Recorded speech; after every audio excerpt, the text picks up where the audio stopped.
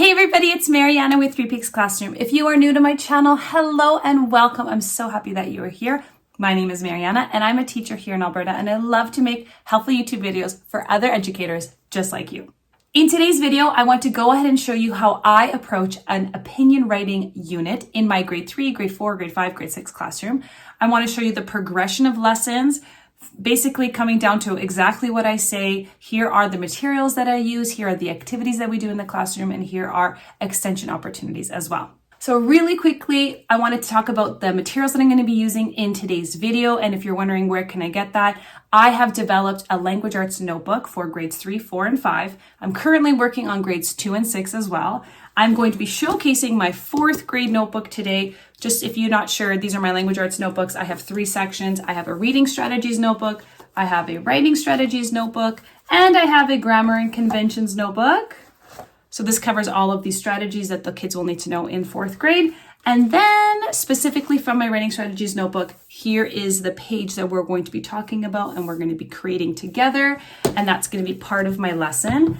My ELA notebooks are done in a fill in the blank style. So you would be giving your students this page at some point in the lesson, and I'll go over that. And then together you will fill out and create the anchor chart. So there's no cutting or pasting. They are directly related to the Alberta Program of Studies, but if you're not a teacher in Alberta, that's okay. All of these outcomes or standards are editable. So if you're wondering where I got this or where the materials are come from, it's in my TPT shop 3 Peaks Classroom. All right, so spoiler alert, all of my lessons follow a very similar format. And if you've watched any of my previous how-to lessons, like how to teach narrative writing or how to teach paragraph writing, I always follow the same format. So I always start my lesson with some sort of like a hook, something to engage my students, to spark their curiosity and their excitement about the lesson.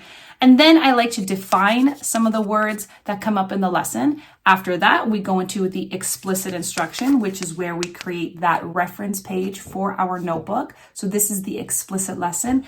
And then the 4th part is the gradual release of responsibility, where I model the skill, then we do the skill together as a classroom, and then they do the skill in a small group, where they can bounce ideas off of their group members. And then the last one is, of course, that they can show you that they can do the skill themselves. And the students that achieve the skill or are proficient at it, they can work on it on their own. And the students that need some more support, that is who you group together into a small group. And when you do some rotations or daily 5 or whatever, that's who you would meet in a small group to help support them so that they can achieve mastery in the outcome that you are assessing. So let's start the lesson. So if I was to teach opinion writing from day 1, this is how I would go about and do it. I like to be a little dramatic in the classroom. I like to do a little bit of drama. So I would fake receive an email from my principal in that moment. Like let's say the kids are coming in from recess or something, and I sit down and I go, oh my gosh, you guys, I just got this email. 1 second. Oh no. And I'm being very dramatic about it. And I'm going to say this email and I'm going to read it off on my computer. Oh my gosh, you guys, listen to this. Starting on Monday, classes will now go from 9 a.m. to 5 p.m. with a 1-hour lunch break and 2 30-minute recess breaks, with extra time focused on math and language arts to help prepare our students for life in the workplace. Parents are often working 8 hours a day, so we are going to mimic the same schedule in schools as well. Phys Ed will be canceled as students will be getting extra recess anyways. Oh my gosh. So that's the hook. I'll be reading this email out loud to my students. And of course, there's going to be, some discussion. They might even say that's fake, and it's up to you whether or not you want to actually show the students if it's a real email or not.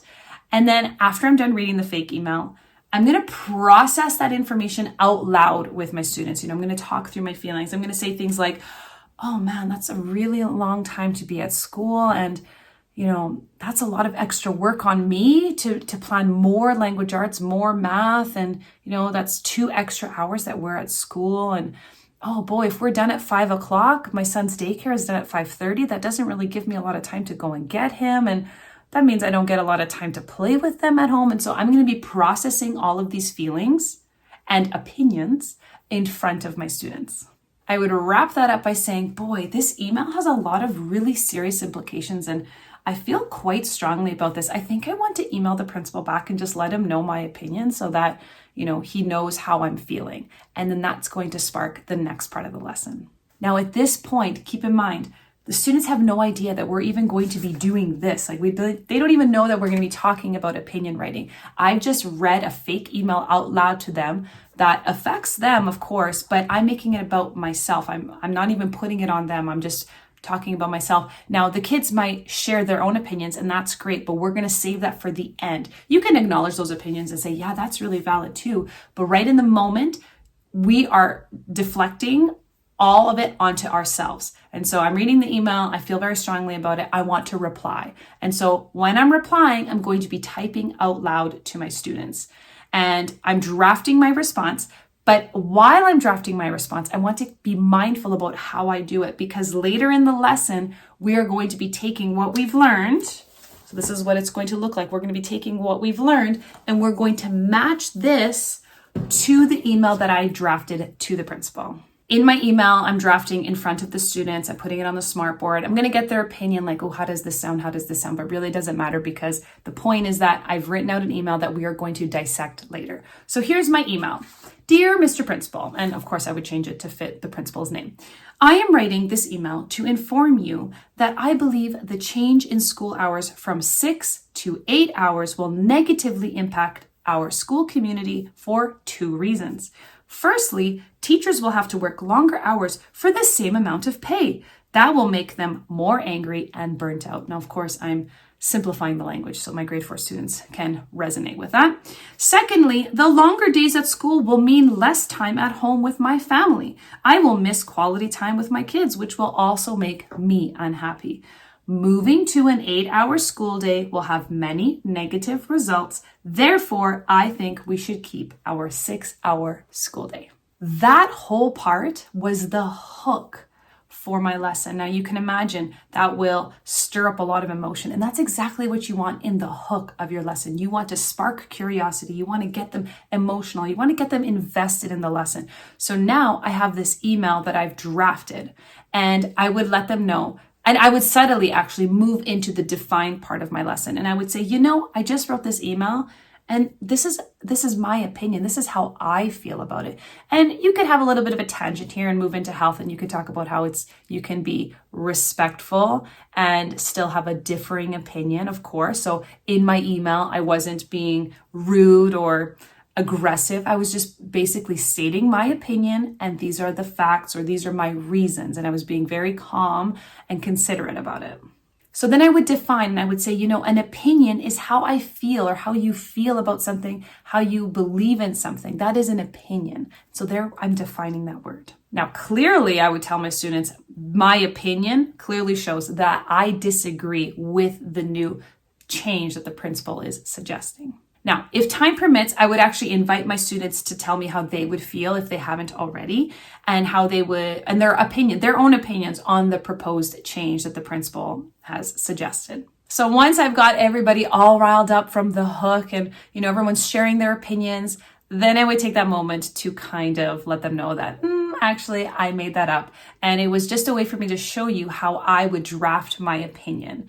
So we've hooked them in, we've defined what an opinion is, I've let them know that it wasn't a real email, and now we're going into building the explicit part of my lesson. Now, if you don't have time, if you run out of time because the discussion took too long, that's okay. This is a good break. But if you do have at least 10-15 minutes, I do recommend that you move into the explicit part so that you get this down on paper while those feelings are still fresh. And so together we're going to be building this anchor chart. So on this anchor chart page, this is a wonderful place to put our definition of an opinion here. And we would write down, an opinion is what you feel, think, or believe about something. Everyone can have their own opinion. So we write that down at the very top of our page. That is, we've defined it. They remember now what an opinion is. It's how you feel about something. And then we move on to a formula on how you can format and structure an opinion piece. So then I would tell my students that it's kind of like an Oreo. So you have a top piece and you have a bottom piece, and then you have some stuff inside. And this is a double stuffed Oreo, obviously, because there's 2 pieces inside. So then I would write down that we can use an Oreo method to help us draft or propose our persuasive argument or our opinion. And so the top cookie and the bottom cookie, these are both places that we state our opinion. And then the first section talks about the reason. And then the third section is our evidence for the reason and for our opinion. And so together, before the day is done, before the lesson is done, we would fill out this anchor chart page so that for the future now, students have this reference page that they can use when they need to talk about an opinion or when they need to write a persuasive argument. So this is directly from my grade 4 writing notebook. This is what the finished product will look like. Here, I had the student draw it on their own, but in my writing notebook, they actually have it laid out as well. So then the students will have this page to reference anytime they need help remembering how do I do that. Now, here's the beauty. You can end the lesson here if you have that chunk of time. If this is the beginning part of the second lesson, like if you started to do this on your second lesson, this is when I would take the email that I wrote to the principal and I would say, all right, now that we know how to do an opinion piece, I should show you this page actually. Now that we know how to do an opinion piece, let's go through this email that I drafted to the principal. Now, you could make a copy of this for all the students, or you could just put this up on a document camera or on the smartboard, whatever, and you can go through it with the kids.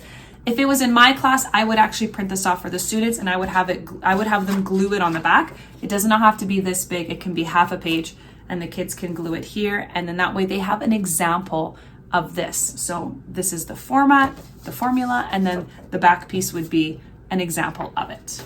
So then looking at my email, we are going to highlight the first line. I am writing this email to inform you that I believe, there's that key word, I believe the change in school hours from 6 to 8 will negatively impact our school community. There is that opinion piece, because when you're stating your persuasive argument, you always start off with your opinion.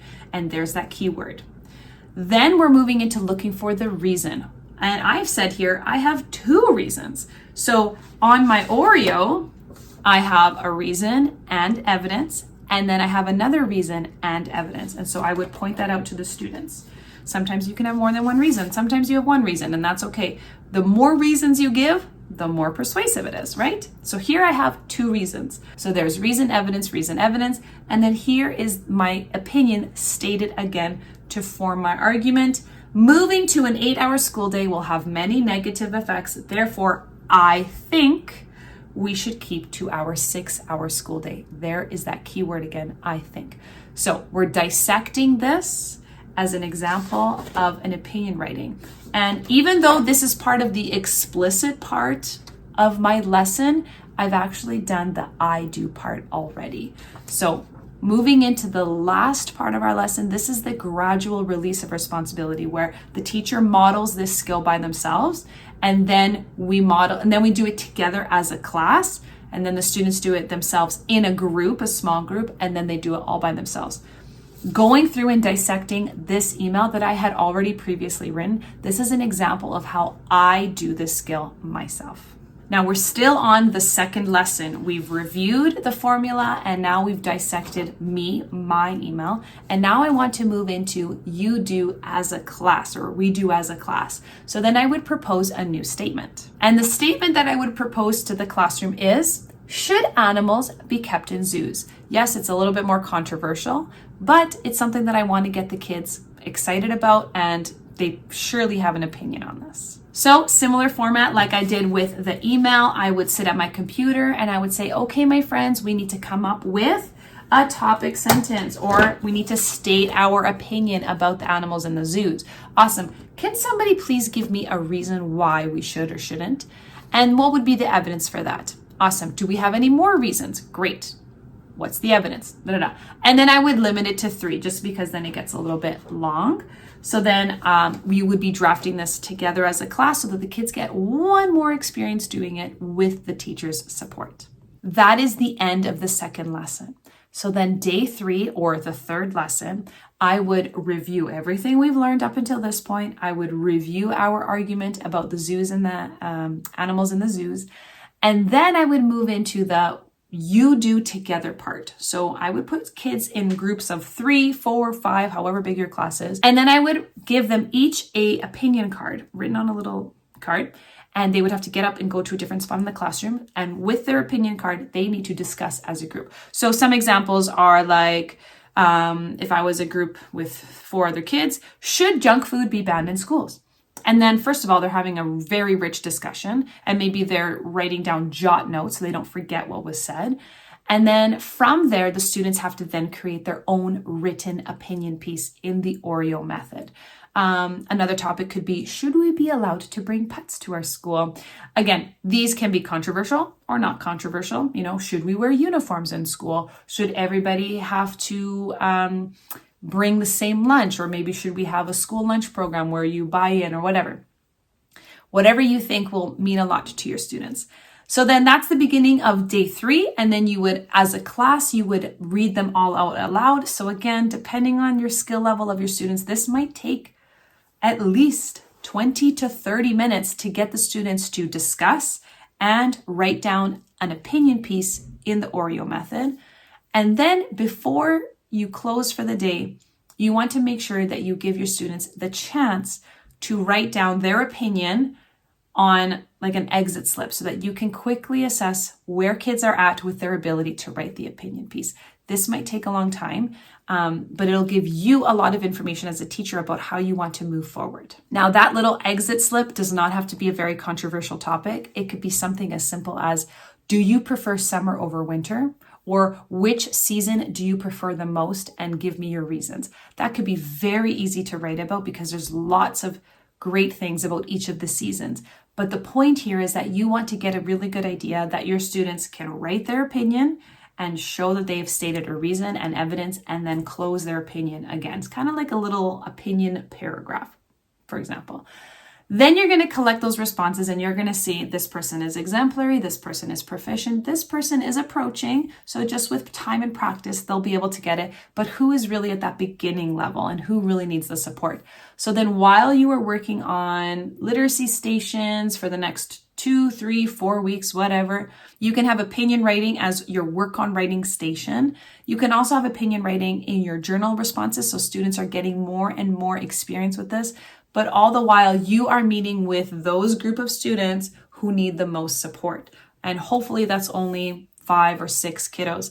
If you're noticing a lot of kids are struggling, then you go back in the release of responsibility and you do it again as a class because they clearly need support from the teacher as a whole class because many students have missed the mark. So wherever you are on that gradual release of responsibility, the more kids you have doing it on their own is of course where you want to be.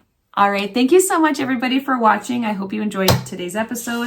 If you liked how I went through all of my materials here for opinion writing in my language arts notebook, again, you can find all of these materials in my TPT store, 3 Peaks Classroom, under my language arts notebooks. If you just want the writer's notebook, that's available on its own. But if you want the whole set, reading, writing, and grammar conventions, you can purchase them in a bundle as well. Thank you so much, everybody. Don't forget to subscribe and hit that like button so that YouTube can send this out to other teachers as well. I will see you guys in the next video. Bye.